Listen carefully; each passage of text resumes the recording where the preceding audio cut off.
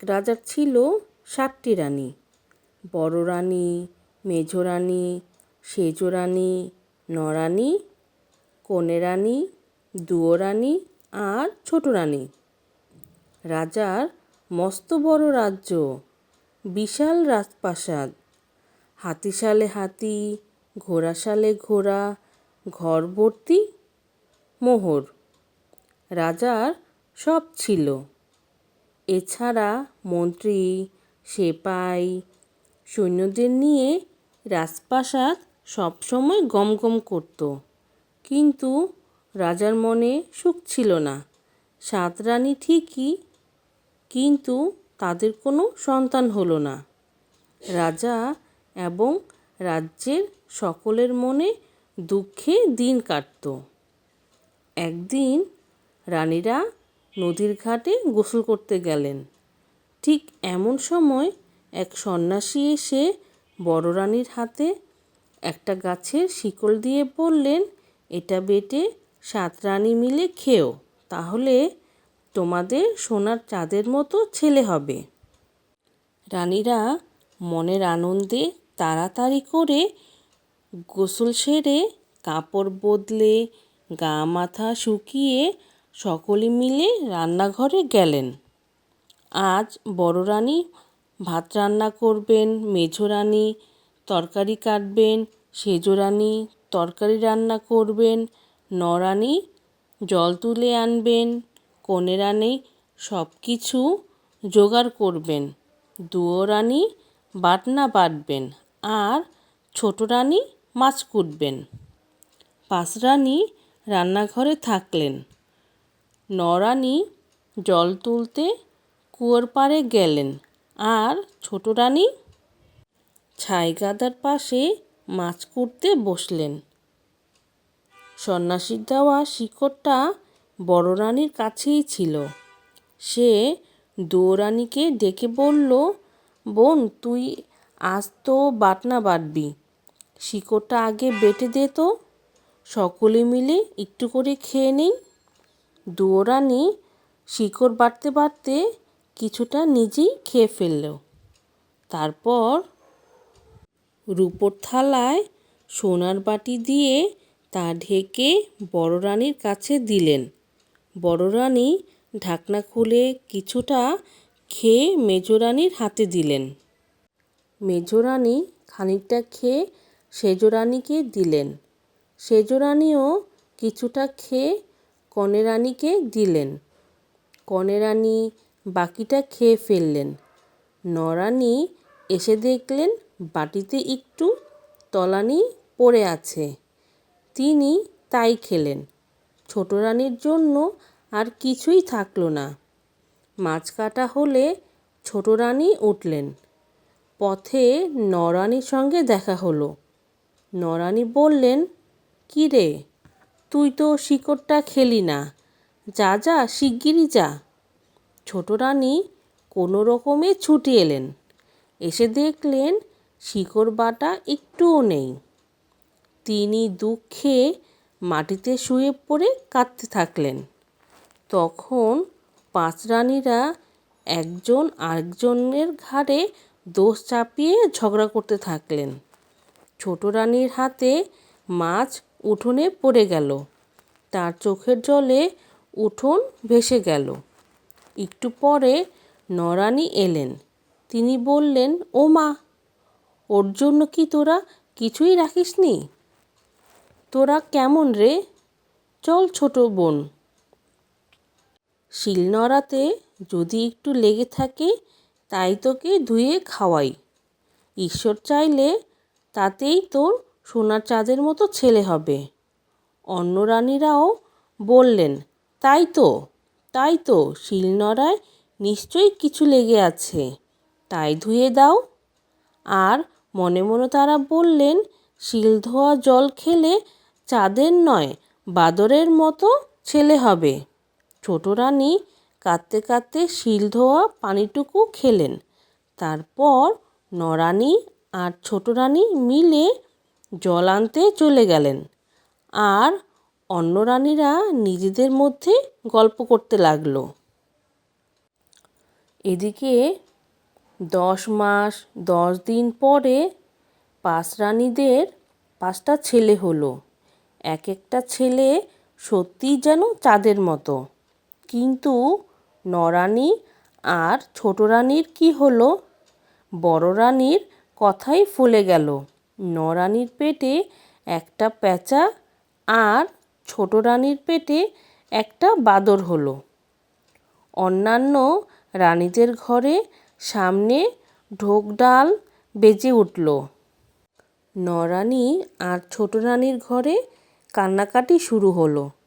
রাজা আর রাজ্যের সকলে এসে 5 রানীকে নিয়ে আনন্দ উৎসবে মেতে উঠল। নরানী ছোট রানীর কথা কেউ জিজ্ঞাসা করল না।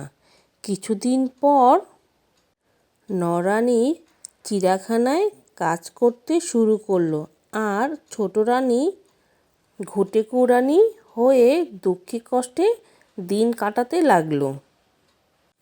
আস্তে আস্তে রাজার ছেলেরা বড় হলো। পেঁচা আর বাদরও বড় হতে লাগলো।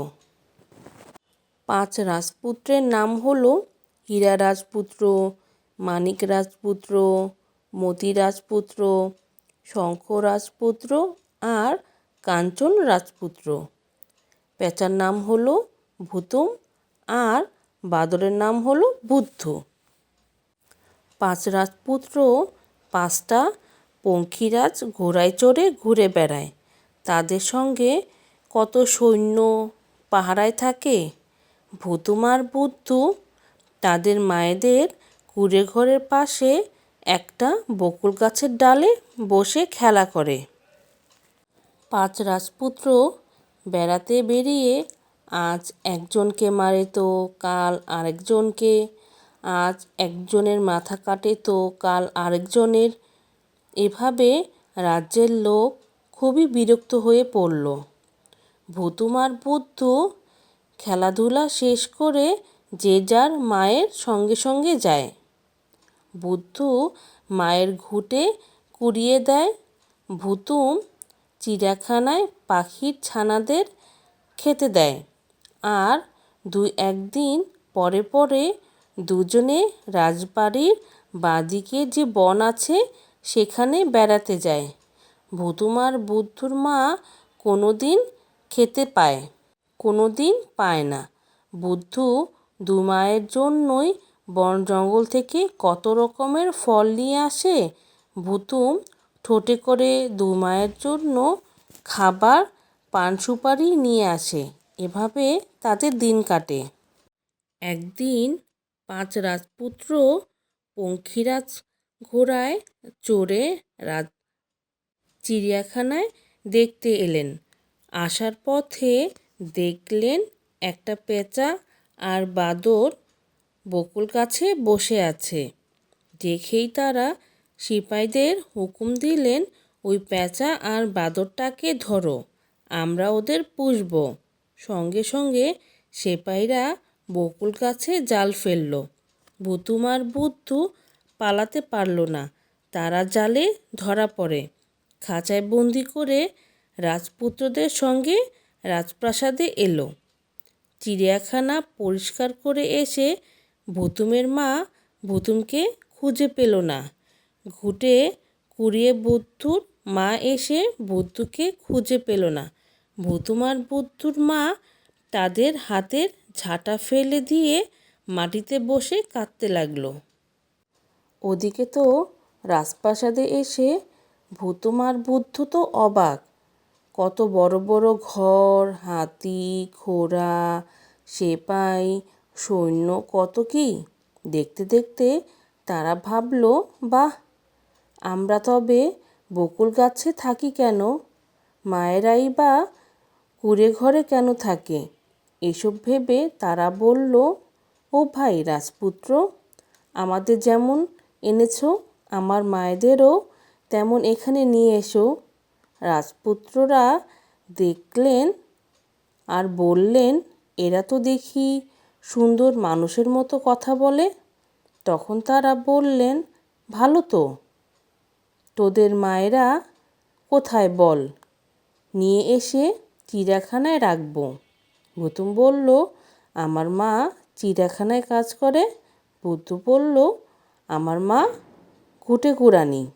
শুনে রাজপুত্ররা হেসে উঠলেন। মানুষের পেটে আবার পেঁচা হয়, মানুষের পেটে আবার বাদর হয়। ছোট রানী আর নরানীর কথা রাজপুত্রেরা জানতেন না। একজন সেপাই ছিল, সে বলল, কেন হবে না? আমাদের 2 রানী ছিলেন, তারা পেঁচা আর বাদরের জন্ম দিয়েছিলেন। রাজা সেজন্য তাদের তাড়িয়ে দেন। এরাই সেই পেঁচা আর বাদর। শুনে রাজপুত্রেরা ছিছি করলেন।